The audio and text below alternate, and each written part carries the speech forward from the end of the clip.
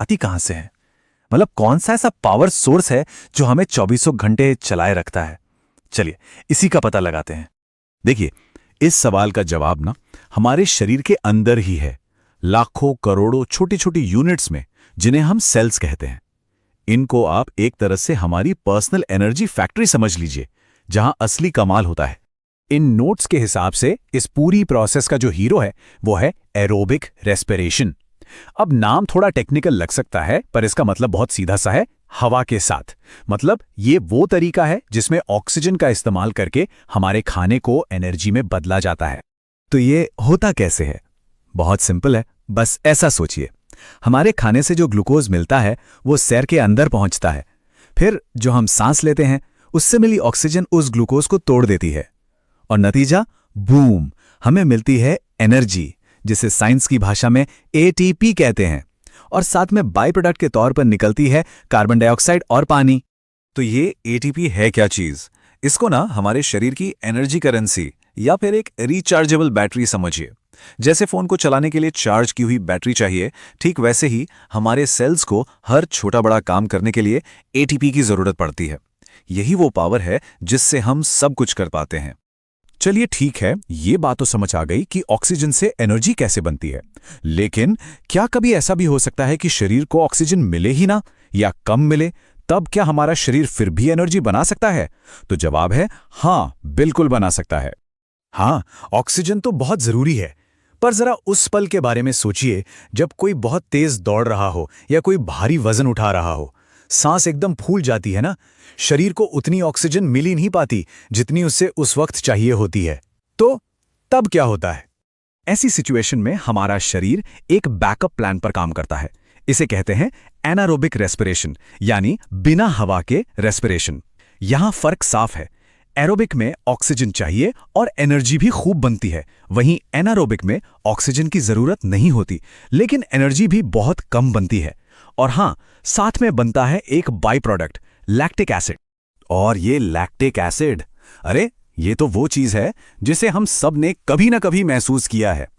जब भी किसी जोरदार एक्सरसाइज के बाद मसल्स में दर्द या अकड़न होती है ना, वो इसी लैक्टिक एसिड के जमा होने की वजह से होती है। ये एक तरह से शरीर का सिग्नल है कि देखो, मैंने बिना ऑक्सीजन के काम चलाया है। तो चलिए अब सेल के इस माइक्रोस्कोपिक लेवल से थोड़ा जूम आउट करते हैं और देखते हैं कि ये पूरी मशीनरी बड़े स्केल पर, यानी हमारे शरीर में काम कैसे करती है। बात करते हैं सांस लेने के पूरे विज्ञान की। हमारे अरबों सेल्स को एनर्जी बनाने के लिए ऑक्सीजन चाहिए, ये तो पक्का है, पर वो बेचारे सीधे हवा से तो ले नहीं सकते। इसीलिए हमारे शरीर में एक कमाल का डिलीवरी सिस्टम बना हुआ है, हमारा रेस्पिरेटरी सिस्टम। सांस लेने का असली काम बस यही है, हवा से ऑक्सीजन को खींचना और उसे शरीर के हर एक कोने तक, हर एक सेल तक पहुंचाना। ऑक्सीजन का ये सफर भी बड़ा मजेदार है। देखिए, हवा हमारे फेफड़ों में जाती है, वहां वो लाखों छोटी छोटी हवा की थैलियों में भर जाती है, जिन्हें एल्वियोली कहते हैं।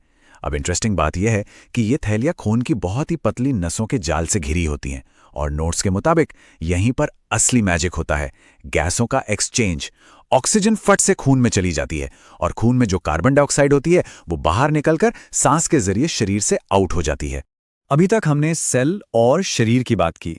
अब इस पूरी कहानी के आखिरी हिस्से में चलिए इस तस्वीर को और बड़ा करते हैं और बात करते हैं पूरे के पूरे ग्रह की।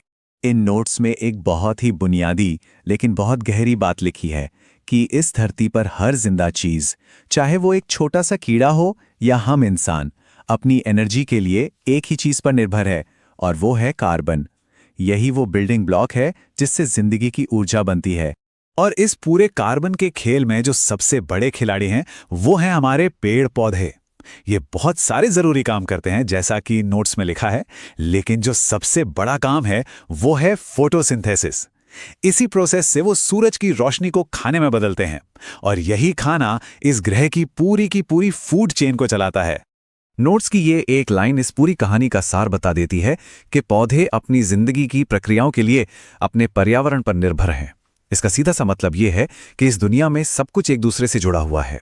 पौधों का वजूद उनके माहौल पर टिका है, और हमारा वजूद जाहिर है उन पौधों पर। और यहीं आकर हम एक बहुत बड़े सवाल पर रुकते हैं, हमारा अस्तित्व पौधों पर आखिर कैसे निर्भर करता है? बात सिर्फ खाने की नहीं है, बात उस ऑक्सीजन की भी है जो हमारी हर एक सांस को मुमकिन बनाती है। सोचिए, अगर वो नहीं तो क्या हम होंगे? यह सवाल सिर्फ बायोलॉजी का नहीं है, ये हमारे भविष्य का सवाल है। इस पर सोचना तो बनता है। चलाता है। नोट्स की ये एक लाइन इस पूरी कहानी का सार बता देती है कि पौधे अपनी जिंदगी की प्रक्रियाओं के लिए अपने पर्यावरण पर निर्भर हैं। इसका सीधा सा मतलब ये है कि इस दुनिया में सब कुछ एक दूसरे से जुड़ा हुआ है। पौधों का वजूद उनके माहौल पर टिका है और हमारा वजूद जाहिर है उन पौधों पर। और यहीं आकर हम एक बहुत बड़े सवाल पर रुकते हैं। हमारा अस्तित्व पौधों पर आखिर कैसे निर्भर करता है? बात सिर्फ खाने की नहीं है, बात उस ऑक्सीजन की भी है जो हमारी हर एक सांस को मुमकिन